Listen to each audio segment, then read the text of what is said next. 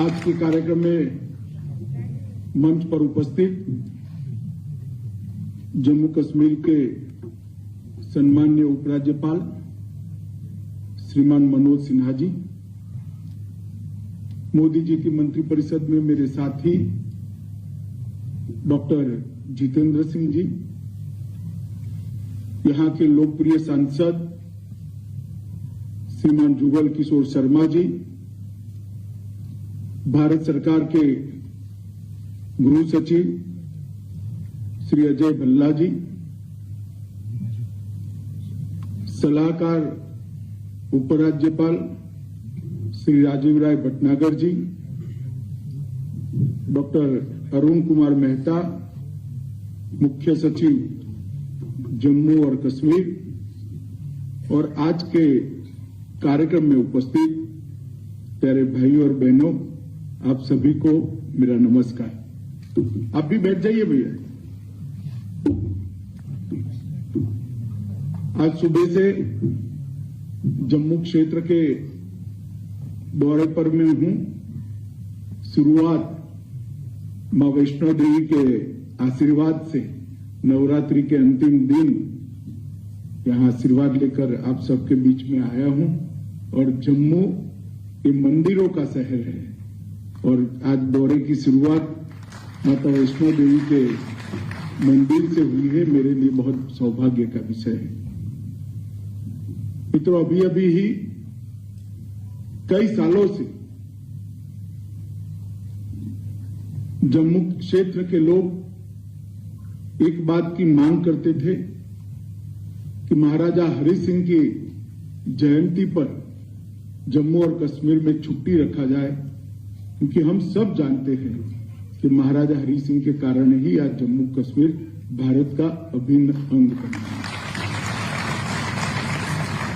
मैं श्री मनोज सिन्हा जी को बधाई देना चाहता हूं कि इन्होंने ये शुभ कार्य की शुरुआत अभी 23 सितंबर से शुरू किया है। तो बहुत बड़ा काम उन्होंने किया है।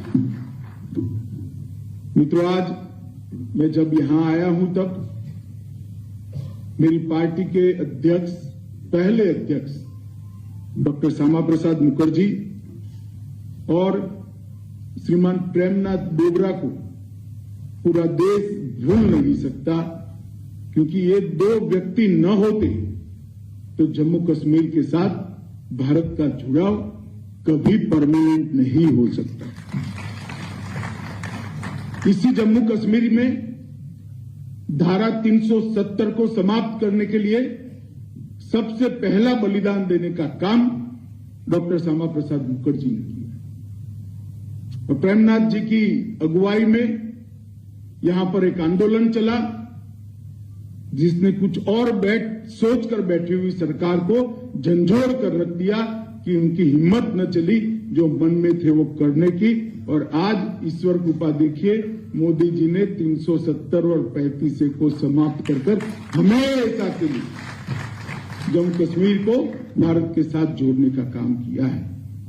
ये दोनों महान विभूतियों ने जिस आंदोलन का नेतृत्व किया था, वो आंदोलन को लॉजिकल एंड तक ले जाने का काम देश के सम्माननीय प्रधानमंत्री, हम सब के नेता आदरणीय नरेंद्र भाई ने किया है। ये तो जम्मू कश्मीर हमेशा विकास से महरूम रहा। मैं तो थोड़ा स्पष्ट बोलने का आदी हूं। पत्रकार टिप्पणी भी करते हैं कि मैं सरकारी कार्यक्रम में राजनीतिक बात करता हूं, मगर मैं राजनीतिक बात नहीं करता। मैं जम्मू कश्मीर की बात करता हूं कि 3 परिवारों के शासन ने जम्मू कश्मीर को देश के बाकी के राज्यों से हजारों किलोमीटर पीछे विकास के मामले में छोड़ दिया था।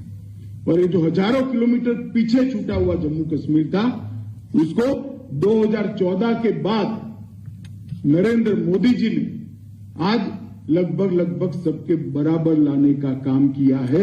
ये मैं मानता हूं जम्मू कश्मीर के लिए बहुत बड़ी उपलब्धि।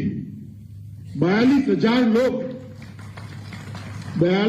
लोग जम्मू कश्मीर में आतंकवाद की भेंट चढ़ गए थे। और दिल्ली में किसी के माथे पर जू नहीं रही। मामला यहां तक पहुंच गया कि 2-5 लोग गोली से मर जाते थे, अखबार न्यूज नहीं छापता था, क्योंकि उनको लगा है तो होना ही है जम्मू कश्मीर। आज मैं बहुत संतोष के साथ कह सकता हूं, मोदी जी के नेतृत्व में आज सुरक्षा बलों का संपूर्ण प्रभुत्व आतंकवाद पर आज दिखाई पड़ता है और जम्मू कश्मीर को सुरक्षित करना बहुत बड़ी उपलब्धि। जिस राज्य में शांति नहीं होती, जिस राज्य में सलामती नहीं होती, वहां कौन इन्वेस्टमेंट करेगा, वहां कैसे उद्योग लगेंगे, वहां कैसे टूरिस्ट आएंगे, वहां स्कूलें कैसे चलेंगी। एक महीने में 200 दिन तक कर्फ्यू रहते थे, 100 हड़तालों का ऐलान होता था। हमारे देश से हड़ताल नहीं ऐलान होता था, किसी और देश से होता था। यहां इसका पालन करने वाले बैठे, उनका महिमा मंडन करने वाली सरकारें थी। आज मैं आप सबके सामने बड़े संतोष के साथ कहता हूं, न हड़ताल देने की हिम्मत है, न पालन करने वालों का महिमा मंडन है। ये परिस्थिति में जो बदलाव है, वो बदलाव नरेंद्र मोदी का मक्कम और मजबूत नेतृत्व के कारण हुआ है मित्रों, और उसी के कारण जम्मू कश्मीर के विकास की एक नींव डालने का काम यहां पर हुआ है। आज के कार्यक्रम का ही उदाहरण लीजिए, 263 परियोजनाएं और करीब करीब 2000 करोड़ की परियोजना। कल मैं कश्मीर जाऊंगा, घाटी में जाऊंगा, वहां पर भी करीब करीब इतने रुपयों की परियोजना का या तो लोकार्पण है या भूमि पूजन है।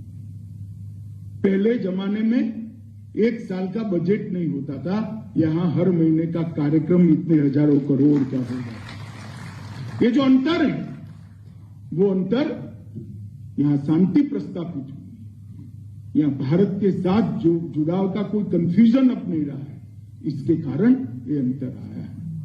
मैं आज जो लोग संसद के अंदर जब धारा 370 का बिल लेकर गया भाषण कर रहे थे, इससे क्या होने वाला है, मैं उनको कहने आया हूं 27 लाख लोगों को 5 लाख तक का स्वास्थ्य का पूरा खर्चा आज माफ हो गया है। ये धारा 370 के दलितों को, आदिवासियों को, महिलाओं को उनके अधिकार मिले और 58% स्कूलें और आंगनवाड़ी तो सबकी सब, मगर 58% घरों में नल से जल पहुंचाने का काम ये पहाड़ी क्षेत्र में भी जम्मू कश्मीर में समाप्त हो गया।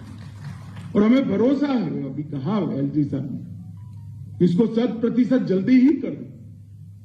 और मित्रों, ये कल्पना नहीं कर सकते थे कि जम्मू कश्मीर में सर्दी में लाइट बंद न हो।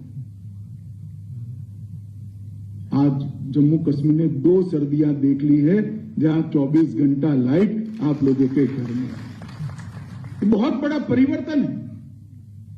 और मैं इसलिए कह रहा हूं कि डेमोक्रेसी, ये परिवर्तन का स्वागत जब जनता करती है तभी डेमोक्रेसी मजबूत है। जिन 3 परिवारों ने जम्मू कश्मीर के अंदर आतंकवाद, पिछड़ापन और जम्मू कश्मीर के अंदर विकास की जगह अलगाववाद की राजनीति के पौधे को जल डालने का काम किया है, ये 3 परिवारों को पहचानने की जरूरत है। जम्मू ने भी पहचानना चाहिए, घाटी के लोगों ने भी पहचानना चाहिए। और मुझे कोई संकोच नहीं है बोलने में, क्योंकि मैं जो कह रहा हूं वो सत्य है, मैं जो कह रहा हूं वो हकीकत, इसलिए मैं मुखर कर कहना चाहता हूं। मित्रों, शहरी विकास विभाग की लगभग 14 परियोजनाएं 33 करोड़ रुपए की, ढेर सारा लगभग 402 करोड़ रुपए का 48 सड़कों का निर्माण हुआ है। 168 करोड़ की लागत से जल जीवन मिशन, जो मैंने कहा हर घर को जल पहुंचाना, 41 योजनाएं शुरू हुई है। 1112 करोड़ से जम्मू के हर गांव को रोड से जोड़ने का कार्यक्रम शुरू हुआ है। इस प्रकार के ढेर सारे काम। इसके साथ साथ ई पासबुक, मैं आश्चर्यचकित हूं, जम्मू कश्मीर के अंदर अपनी प्रॉपर्टी का दस्तावेज आप ऑनलाइन प्राप्त कर सकते हो, किसी को 10 रुपया भी देने की जरूरत नहीं है। मित्रों, ये बहुत बड़ी प्रशासन की उपलब्धि है और तीनों भाषा में उपलब्ध है, ये बहुत बड़ी उपलब्धि है। पीएमजय के कार्ड लगभग 77 लाख कार्ड आज देने का काम समाप्त हो गया है। 225वीं सेवा को ऑनलाइन जारी करने का काम आज जम्मू कश्मीर प्रशासन ने किया है।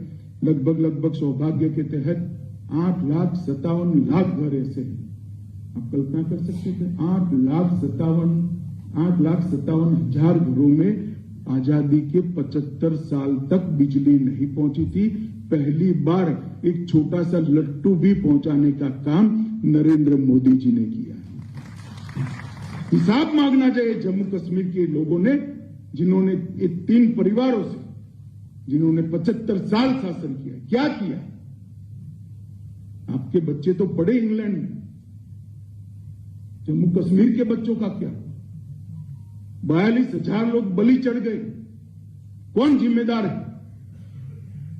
ये 3 परिवारों का हिसाब मांगने का समय जम्मू कश्मीर की जनता के लिए। Pre matric, post matric, merit cum means अल्पसंख्यकों के लिए लगभग 4,38,000 छात्रों को यहां वजीफा देने का काम हुआ है। अनुसूचित जाति के छात्रों को पहले वजीफा नहीं मिलता था, अब मिल रहा है। लगभग 8,000 पहले गत साल था, 8,000 से छलांग लगाकर 23,000 तक पहुंचा है। करीब 5 लाख छात्र वजीफा लेकर अपनी पढ़ाई की। मैं इसलिए बताता हूं कि जो कहते थे कि 370 जाने से क्या हुआ, ये इसका जवाब है। 1,000 नई पैक्स कोऑपरेटिव सोसाइटी बनना बहुत बड़ी बात है। और जब पैक्स बनता है तब किसान का भला ही होता है। पैक्स बनता है, सरलता से ऋण मिलता है। पैक्स बनता है, भंडारण की व्यवस्था होती है। पैक्स बनता है, मार्केटिंग की व्यवस्था होती है और किसान के उपज को अच्छा रेट मिलता है। 1,000 पैक्स जम्मू कश्मीर जैसे नए छोटे राज्य में बनाना ये बहुत बड़ी उपलब्धि है। 4500 से ज्यादा यूथ क्लबों को बनाने का काम आज यहां पर हुआ है। मैं सब इसलिए कह रहा हूं कि जो विकास करना चाहते हैं वो सिर्फ विकास में श्रद्धा रखते हैं और जो भ्रष्टाचार करना चाहते हैं उनको विकास से कोई लेन देन नहीं है। इसलिए 370 की आड़ में आज तक मोदी जी आने तक यहां एंटी करप्शन ब्यूरो ही नहीं था। फारूक साहब मुझे मिल गए एक जगह पे, मैंने बोला जनाब एक बताइए एंटी करप्शन ब्यूरो क्यों नहीं बनाया। तो उन्होंने कहा धारा 370 थी। वो ठीक है, मैंने बोला मगर जम्मू कश्मीर असेंबली तो बना सकती थी। साथ में एक पत्रकार खड़ा कर दे, अपने पैर पर कौन कुल्हाड़ी मारेगा भैया, काहे को पूछ रहे हो। तब जाकर मुझे रहस्य मालूम पड़ा, तब तक तो मैं सोच ही नहीं सकता था। एंटी करप्शन ब्यूरो ही 73 साल तक इस राज्य में नहीं रहा। जिसको करप्शन करना है वो करो, कोई पकड़ने वाला है ही नहीं, कानून ही नहीं। अब इस प्रकार से शासन चलाया जिसके कारण जम्मू कश्मीर का डेवलपमेंट, जम्मू कश्मीर की बात करते, कश्मीरियत की बात करते। पहली बार मोदी जी ने कश्मीरी, डोगरी, उर्दू, हिंदी इसको यहां प्रस्तावित भाषाओं की, शासन की भाषाओं की मान्यता देने का काम किया। जो कश्मीरियत की बात करते हैं आपने अब तक नहीं किया, क्योंकि आपके मन में डर था कि भाषाओं में अगर शासन चलेगा तो लोग पढ़ लेंगे तो पूछेंगे तो हमारे पास तो जवाब ही नहीं। तो इससे तो अच्छा है कि अंग्रेजी में चलता रहे। मगर मित्रों, भाषा प्रशासन की अगर स्थानीय होती है तो प्रशासन जवाबदेह बनता है। लोग जब प्रशासन को समझते हैं तो 5 सवाल पूछते हैं, जो भी बैठा है उसको पूछे। और उनका अधिकार है जमहूरियत के अंदर, और ये अधिकार देने का काम नरेंद्र मोदी जी ने किया। मित्रों, आज सबको मैं पूछना चाहता हूं, मन से बताना। मैं देश का गृह मंत्री हूं, आपके सामने खड़ा हूं इसलिए नहीं। पहले आए दिन पत्थरबाजी की घटनाएं होती थी, अखबार वालों ने छापना भी छोड़ दिया है। अब दिखाई पड़ता है कुछ? जरा जोर से तो बोलो, क्यों भाई अब क्यों नहीं होता है? मोदी सरकार है, करवाने वाले ही वहां बैठे थे, वो चले गए, रोकने वाले अब बैठे हैं, इसलिए नहीं। ये परिवर्तन को समझना पड़ेगा। ये परिवर्तन जब तक हम नहीं समझेंगे कुछ नहीं होगा। वही हुर्रियत है अभी, कुछ नहीं होता सर। ना जुलूस निकल रहे हैं, ना पत्थरबाजी हो रही है, क्योंकि कठोरता के साथ विकास के रास्ते पर नरेंद्र मोदी सरकार आगे जा रही है। हमने सुरक्षा के लिए उच्च सुरक्षा की जेल का निर्माण भी शुरू किया है। आतंकवाद के महिमा मंडन करने वाली पूरी चेन को कठोरता के साथ सब समाप्त करने का काम किया है और आतंकवाद के पर जीरो टॉलरेंस की हमने नीति चुन चुन कर आतंकवाद के समर्थक जो प्रशासन में बैठे थे उनको भी आइडेंटिफाई कर निकालने का काम किया। आज हमारी पुलिस को किसी को पूछना नहीं है कि दहशतगर्द है तो क्या करें। पुलिस को सब प्रकार की छूट है। सरेंडर होता है, माइक में बोलते हैं, सरेंडर होता है तो पकड़कर जेल में डालते हैं, गोली चलाते तो पुलिस भी गोली चलाती है। किसी को पूछने नहीं जाना है। और क्यों पूछना चाहिए? दहशतगर्द के लिए जवाब जैसा उसका सवाल है ऐसा ही होना चाहिए। और जम्मू कश्मीर प्रशासन ने एक भी एनकाउंटर ऐसा नहीं है जहां पर पहले उनको सरेंडर करने का मौका नहीं दिया। माइक पर बोलकर उनको सरेंडर करने का मौका देते हैं, मगर जब सामने से गोली आती है तो प्रशासन क्या कर सकता है, पुलिस क्या कर सकती है, सुरक्षा बल क्या कर सकते हैं? कुछ नहीं कर सकते, गोली ही चलानी पड़ती है। और जो सरेंडर होते हैं वो आज भी कानून की परिधि में अपना केस लड़ रहे हैं, प्रशासन भी लड़ रहा है। मित्रों, आतंकवादी घटनाओं में लगभग 54% की कमी आई है। सुरक्षा बलों की मृत्यु में 84% की कमी आई है और रिक्रूटमेंट के अंदर लगभग 22% की कमी आई है। ये आंकड़े मैं इसलिए कह रहा हूं कि हमारा हिसाब मांगते हैं, छुटपुट बयान कर चले जाते हैं, कहीं ना कहीं इंग्लैंड चले जाते हैं, फ्रांस चले जाते हैं, स्विट्जरलैंड चले जाते हैं। गर्मी इनको राज नहीं आती। अब हमारा तो वहां घर ही नहीं है, हम क्या करें? जिनका घर है वो चले जाते हैं। मगर मैं जवाब देने आया हूं कि भला ये पहले क्यों नहीं होता, अब क्यों हो रहा है, इसका जवाब आपने देना चाहिए। तो पथराव की घटना में बहुत बड़ा बदलाव आया है। मोदी जी ने युवाओं के हाथ में पत्थर और AK-47 की जगह कंप्यूटर और रोजगार देकर कश्मीर के युवाओं को आगे बढ़ाया। मित्रों, 50 लाख यात्री सिर्फ जम्मू में आए जनवरी से लेकर, सारे रिकॉर्ड टूट गए। घाटी में भी 6 लाख का रिकॉर्ड था, आज 6 लाख की जगह 22 लाख लोग घाटी में पहुंचे। क्या ये टूरिज्म से घाटी के युवा का भला नहीं होगा, जम्मू के युवा का भला नहीं होगा? रोजगारी तो यहां के युवा को ही मिलेगी। ये काम नरेंद्र मोदी जी की सरकार ने किया है। वंचितों को अधिकार देने का काम किया है। डोमिसाइल कानूनों में बदलाव लेकर हमने काफी लोगों को अन्याय जो होता था उसमें उनको मदद करने का काम किया है। प्रवासी और शरणार्थियों का पुनर्वसन का भी काम किया है और लगभग 5300 परिवार को 5 लाख तक की 5.5 लाख तक की सहायता भी नरेंद्र मोदी सरकार ने करी। जहां तक जम्मू का सवाल है, ढेर सारे विकास के काम हुए। मित्रों, मैं बहुत ज्यादा कहना नहीं चाहता। लगभग प्रधानमंत्री विकास पैकेज में 80,000 करोड़ की लागत से 63 परियोजनाओं का प्लानिंग हुआ है। लगभग हाइड्रो पावर इलेक्ट्रिसिटी में 4,287 करोड़ की लागत से अलग अलग प्रोजेक्ट गति में है। कार कीरू का प्रोजेक्ट गति में है। कार 4600 करोड़ की लागत से चल रहा है। शाहपुर कुंडी 2793 करोड़ की लागत से होगा और 11,900 8 करोड़ का ऊर्ज बिजली का योजना भी अब हम शुरू करने जा रहे हैं। मित्रों, इतना सारा विकास का काम पहले किसी ने नहीं किया जो नरेंद्र मोदी जी ने किया है। और औद्योगिक विकास के लिए मैं कहना चाहता हूं कि 2020 के पहले 47 से 2020 तक 15,000 करोड़ का इन्वेस्टमेंट आया था। अब तक मैं आज 2020 से 22 तक की बात करता हूं, 2 साल में 56,000 करोड़ रुपए का इन्वेस्टमेंट। आज ही मेरे हाथ से कोई कारखाने का उद्घाटन कराया।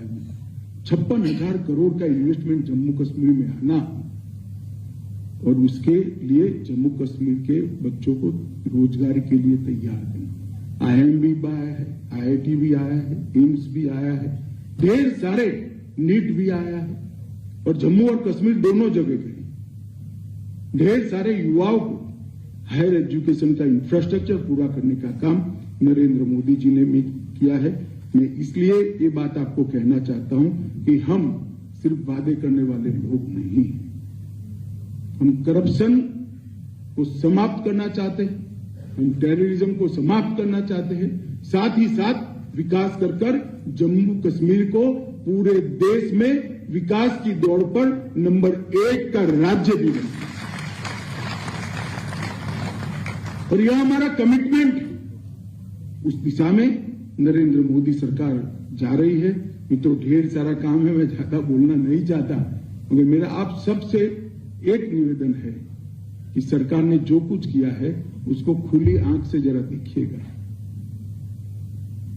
क्योंकि आप खुली आंख से देखकर सरकार के काम के लिए अपना मत बनाओगे तो आने वाली जम्मू कश्मीर की पीढ़ियां फिर से ये 3 परिवारों के शासन में नहीं फंसेगी। ठीक है मेरी बात या नहीं है? तो आंख और कान खुले रखकर देखिए और योग्य निर्णय करिए। आप सबका बहुत बहुत धन्यवाद करके मेरी बात को समाप्त करता हूं। वंदे मातरम, भारत माता की जय।